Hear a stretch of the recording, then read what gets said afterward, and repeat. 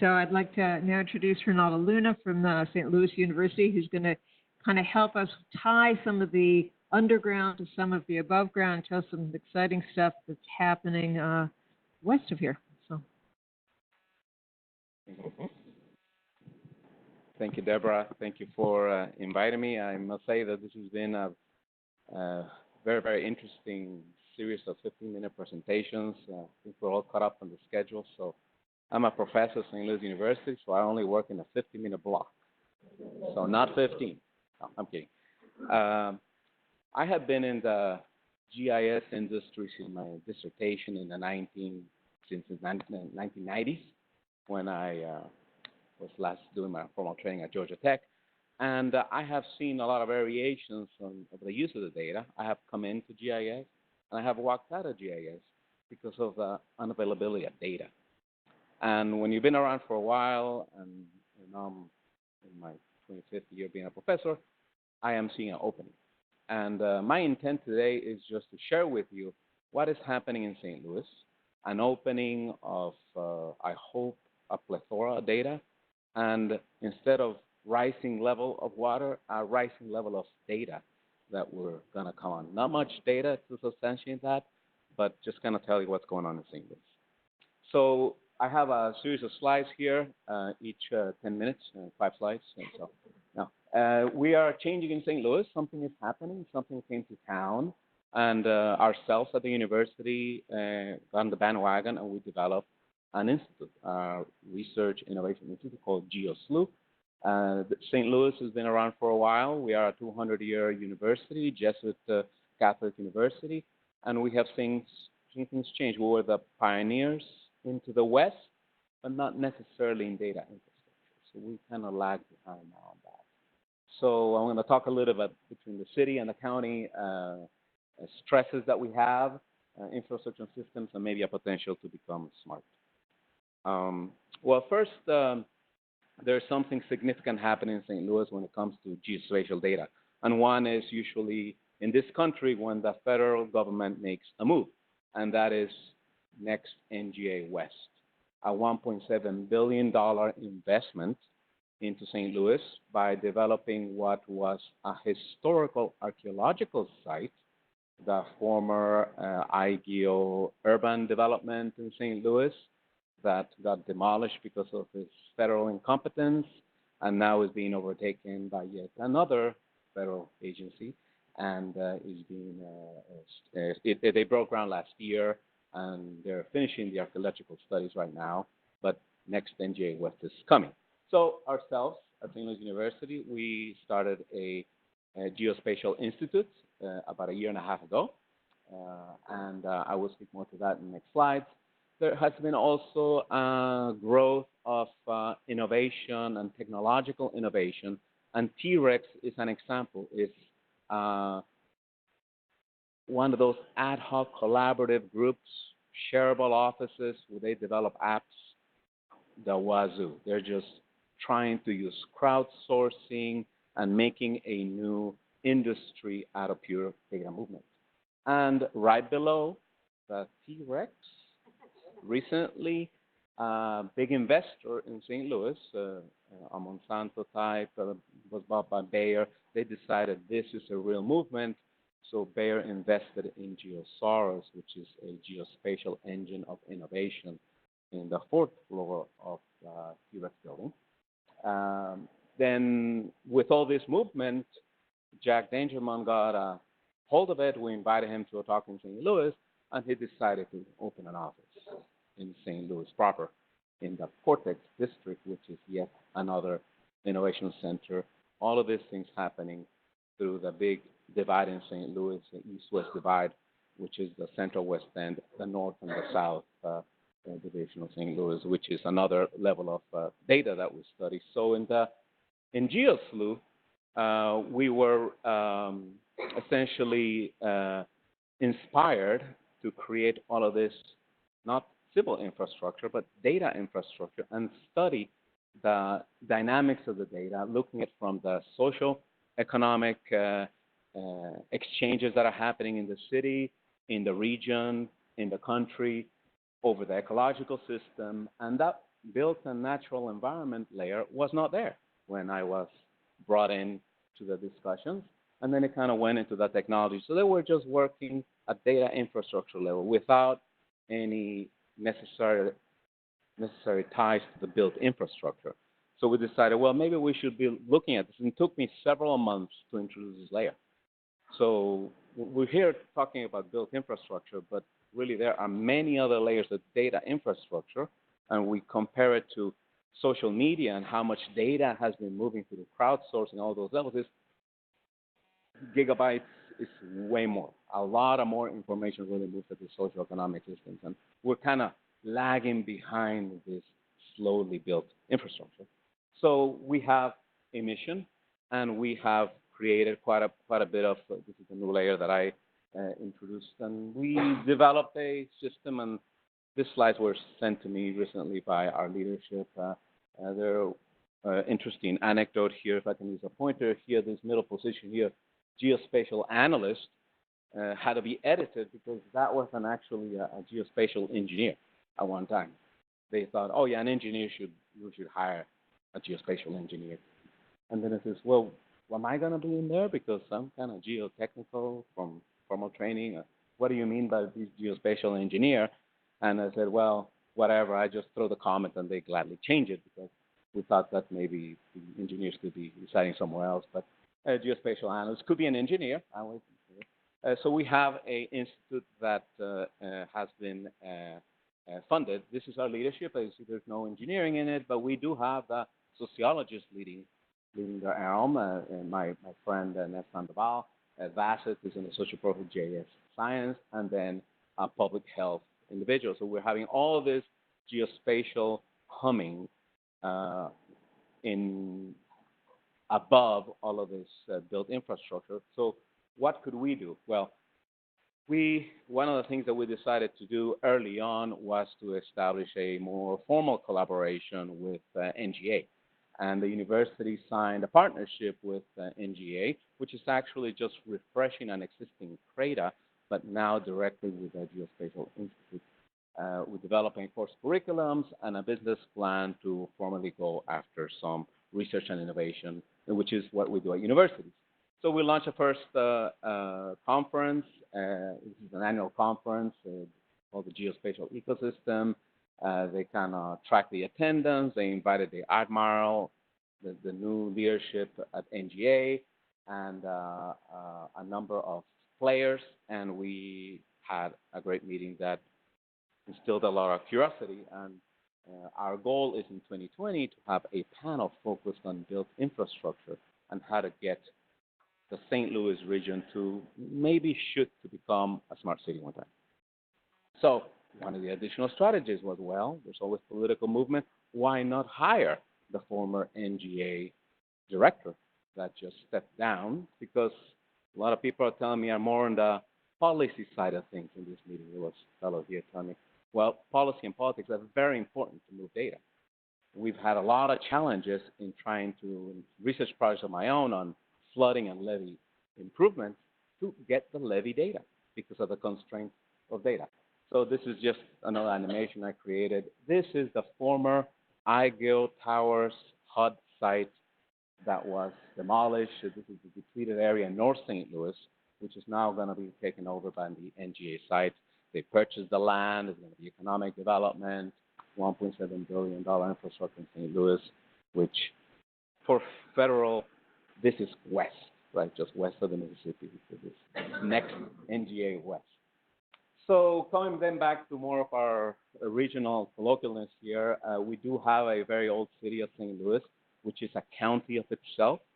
So it has the name St. Louis City, but it is a county, the county of St. Louis City. And then we have St. Louis County. So in maybe 1/3 of St. Louis City, we have underground utilities. That is because that is a urban area, quite confining 1/3 of that red area. But then everything out in St. Louis County, except for sewers, both storm and sanitary, everything's above ground. So we have what we consider the city of St. Louis. We call it the one metro, the one city. All of St. Louis County and St. Louis City should be. So this is currently a political divide. in addition to our other inequalities in the city, we have the debacle between city and county. That the county likes to play in the city when it comes to bleeding blue, and winning Stanley Cup, yeah, and soccer stadium that's coming in, and the former Rams, the county comes to play in the city, but they don't want to pay taxes. So it's one of those things. I'm sure that it happens in other urban areas where there's a county and a city fight, and we're not working as a one St. Louis. So currently there is a desire to unify these two, and maybe one day to share the data better for our desire. So we have the civil infrastructure, the utilities essentially are managed a little bit different because of this historical divide. But most infrastructure covers the entire region, like the electric, the gas, stormwater, and telephone. And the stormwater and sewer was a recent initiative due to an EPA decree where we were not meeting sewer standards. So EPA essentially sued St. Louis region, and they developed MSD, and that is now one utility that serves all, and they're trying to divide the waters from the sanitary and the sewer. And the Corps of Engineers and MSD kind of work together in controlling some of these flood instances. So we have federal data and MSD, which is a metropolitan united area, in that domain of flooding, which is essentially the resilience to flood. If we cannot manage those storm sewers, control them, or get them to be under capacity so we do not exceed flooding, we're not going to be able to be resilient as the floods happen every year. Then there's some other utilities that are still colloquial, and for example, the clean water in St. Louis City is actually very clean water. They treat very clean water, and these are divided this time. Potable water is divided. The city has its own water, and then the county has its own water. So we have a number of agencies. How can we actually do something? And this is a map of MSD showing all of the watersheds, and the water is not going to see political boundaries. And that's one of the reasons why it was not working. To manage stormwater is essentially defined by the watershed and impermeability of each city. So in downtown, there's a lot more impermeability than in the county. So those are one of the things that we're trying to move, that political boundaries cannot divide the data that is actually coming from the natural environment and how we have built it over the years. So when it comes to a smart city, we want to see, well, how can we sell this as a new institute that is coming to St. Louis? How can we get people to share the data? We see this opening of a lot of geospatial coming on. We say, well, you can manage your assets. Well, we already manage our assets in our private realm. We do not need to collaboration to manage our assets. Well, some of the assets may not be yours. So what else to make it smart? Well, maybe health monitoring so that your assets will last longer. And we've heard these topics a lot. Where are your assets being stressed? Stress strain gauges maybe over bridges, transportation systems, or pipes that are overstressed due to so much pressure. Maybe we can understand the overall behavior better so that we can monitor and make that healthy longer. Okay. That Internet of Things, we've seen, for example, AT&T coming into the DOT and trying to sell 5G evolution, not Internet of Things yet, but they are pushing this technology so that we are starting to use sensors that are 5G evolution or pseudo Internet of Things. There's always someone with a different opinion as to is really 5G here, or do we really have Internet of Things yet? But it is coming. I mean, the Missouri legislature has passed a decree that all state agencies need to be Internet of Things ready, and they signed it into law. And people just all staring at that resolution. What does that mean? It's not here yet, but yeah, we got to be ready. So we believe there's going to be a flooding of data, and everyone is warning us on that. Are we going to be able to manage that with the data infrastructure we have of our real civil infrastructure? And another more recent thing that I've heard from actually in the sewer industry is not just understanding the health and this is actually maybe a little bit more advanced. I'm not fully schooled in this, but in able to do more of a mechanical engineering, controlling the infrastructure, which requires obviously a lot of more security limitations, but to control gates and sewers to control the flood. This does happen. I'm sure that someone's going to have an example of that here in the next series of slides. So I was here invited by Deborah here kind of to learn and to work with some of you in this opening that is happening in St. Louis, see if we can lead something and not do the same mistakes. So some of the maps are available. We've talked about this. We work a lot with census, geology, DOTs. They make it available. I worked a lot with the Corps of Engineers. Impossible to get access to levee data, particularly the areas that have been stressed. It will not release that data. They're federally mandated. But we got my graduate student that is from the NGA work with the other military agency to sign an MOU. And magically, I have access to that data, and we're publishing a dissertation.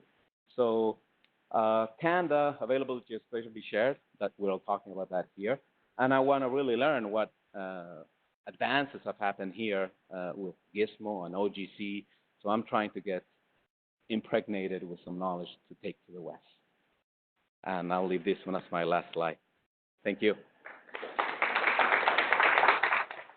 Okay, so I'm from my geotechnical hat, or my other hat, and so when we think about St. Louis and long-term resiliency and sustainability, obviously from a geotechnical perspective, one of the hot topics that's emerged over the last 10, 15 years ago is foundation reuse. You know, you knock down a building, you usually don't get rid of the foundations. They're still in the ground. So how do you see something like this can help us answer that question? Because often the engineers will come in and they'll say, oh, we think the foundations are fine, and then the insurance company doesn't want to reinsure the building, or the bank doesn't want to give finance for old foundations, that there's concerns about risk and stuff. So how do you see something like this fitting into that? I mean, we're into having the third Busch Stadium for the Cardinals, and even in the third one, no foundations were reused. We used micropiles to avoid the older foundations. So I know that FHWA has a manual on how to reuse foundations, but I'm not seeing it yet. Hi, Ronaldo. We spoke earlier. Yes. With regard to the NGA site, and this question might go beyond the scope of just this Q&A, but how do we gather and integrate data about contested spaces? Because the NGA site is a very contested area. There's multiple dialogues about that area. How do we, if we're documenting the truth, what is the truth? And it's kind of esoteric, but. So contested in that there were other cities competing for that site, or? The previous residents, yes. The land developer decided in order to put this package together. Well, as you saw my photograph, there's really no residents there now. It was just. Because they were. So it is a contested space that way. Yeah, I mean. Like I said, it's beyond the scope of this, but it is. Yeah. I mean, NGA is in St. Louis already. It's an obscured and a flooded area. This area doesn't flood, so they're getting above ground now. Yeah, I mean, I don't know if it's really eminent domain. It is a federal agency, intelligence.mil. And I will be honest with you, I think that the city just welcomed it with arms open just to bring more energy to that area and economy. So, tough question. Yeah, it is. It is.